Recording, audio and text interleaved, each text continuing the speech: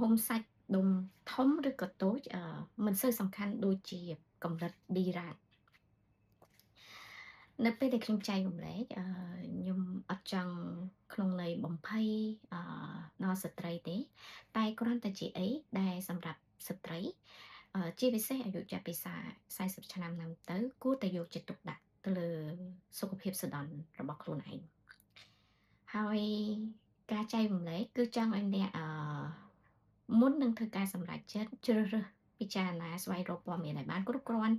ដើម្បីជាប្រយោជន៍ក្នុងការសម្រេចចិត្តសម្រាប់នាងខ្ញុំនេះជាបទពិសោធន៍ដែលនាងខ្ញុំរៀនបានអំពីដំណើរក្នុងការធ្វើរោគវិនិច្ឆ័យអញ្ចឹងសាច់ដុំ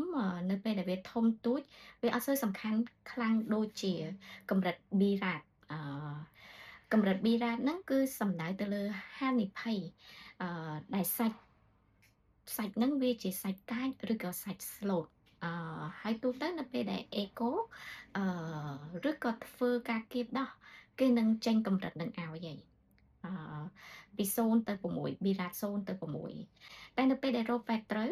គ្រូពេទ្យគ្រាន់តែទៅដល់ទាំងសាច់ដុំដែលធំហើយសាច់ដុំដែលទូចកើតក្រោយហើយទាំងកូនកណ្ដោទាំងអីហ្នឹងគឺចេញមកហ្មងថា B រ៉ាត5សម្រាប់ករណីនាងខ្ញុំ5ហ្នឹងមានន័យថា90យ៉ាងតិច95%គឺជាសាច់កាចបានន័យថាជាសាច់មហារីកតម្រូវត្រូវតែចោះយកសាច់យកទៅមើលដើម្បីឲ្យប្រកាសថាជាមហារីកឬក៏អត់អញ្ចឹងខ្ញុំទទួលបានសារក្នុងការដែល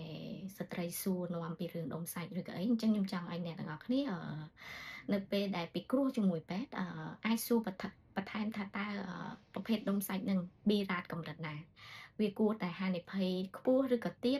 ឬក៏គួរធ្វើបែបម៉េចឬក៏ត្រូវតាមដានក្នុងរយៈពេលខ្លីឬក៏តម្រូវត្រូវចោះសាច់ឬក៏